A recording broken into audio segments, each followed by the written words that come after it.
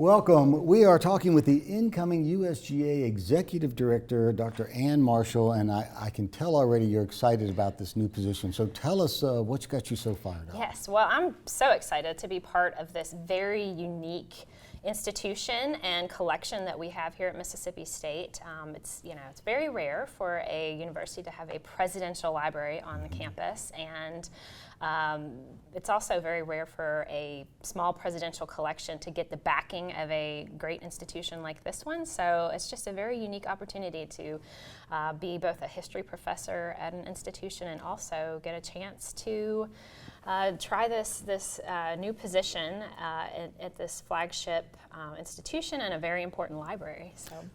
So you are an accomplished scholar. So how do you plan to use your background in this new role? Well, I think this role and this position at the Grant Association and the Grant Library is a great opportunity to bring sort of the sort of academic perspective of history to really a popular audience, all sort of through the lens of the life and career of this very interesting man, Ulysses S. Grant. So I'm really excited about melding the sort of an academic understanding of the time period in which he lived and an academic understanding of the Civil War, Reconstruction, and the Gilded Age, and bringing that to a public arena. Well, and there's also you got to feel a little pressure. I mean, you're filling the shoes of Dr. John Marszalek, obviously a huge name in this area.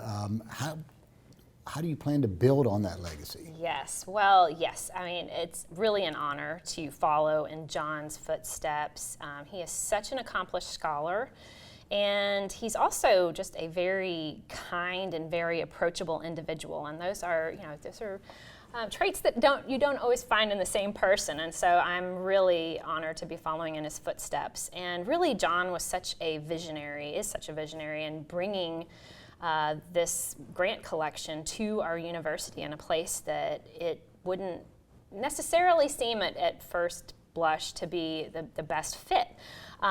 So I'm really just hoping to build on what he has brought here, the institution that he has built, and really, sort of accentuate and really bring to people's notice the resources that we have here, the collections, as well as the museum, and get more people to come visit us here. Well, I mean, while it is a challenge to follow in his footsteps, you bring a lot of expertise and you bring some new energy and a new way of looking at things. Is there anything in particular you're looking to do with the organization and the library? Yeah, sure. Well, I really am hoping that, as much as I'm so proud of what we have here in terms of our facility on this campus, and I'm hoping to bring more people in, I'd also like to expand our purview just a little bit because really Grant did make his career in Mississippi, his military career, and he spent a good deal of his energies as a president on trying to solve problems of Reconstruction in Mississippi. And so we're very fortunate to actually be sort of right in the middle of where Grant had his operations for years.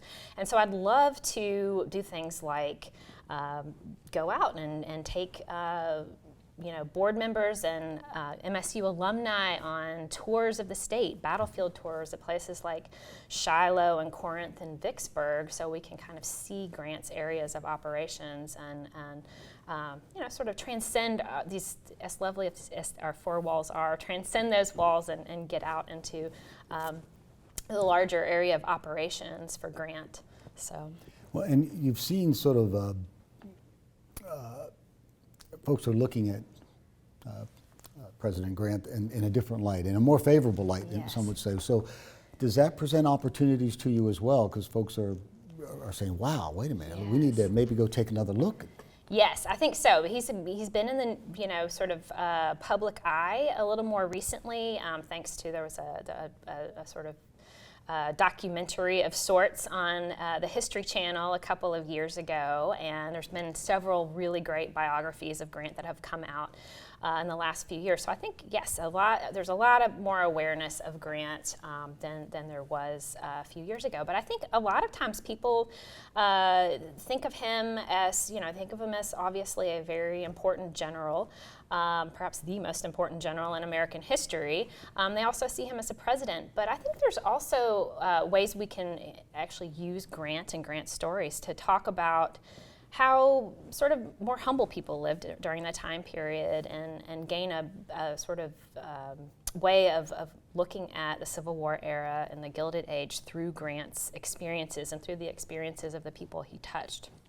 Well, and none of this would be happening without the relationships between the USGA, the Presidential Library, and Mississippi State University. You're going to have to define and manage those relationships. So how important is all that? Yes, it's very important. There are a lot of sort of stakeholders here, and they wouldn't really be as successful alone as they are together. There's a very symbiotic relationship between the Grant Association, who owns all of the collections that we hold in the library and museum, and the museum itself, and Mississippi State, because Mississippi State has funded the library. It's funded the people who work in the library, as well as the people who take care of the things that are in the library. And so in order to curate that and present that to the public, it's Mississippi State that has allowed that to happen. And so really the relationship between the two is extremely important, but it's also extremely strong, and I have no doubt that it will continue to be as strong as it is now. Well, it's an exciting time for the USGA, for the Presidential Library, for the university, and for you, and we want to wish you the absolute best as you chart your own course. Well, thank you so much. I really appreciate it. And thank you for watching.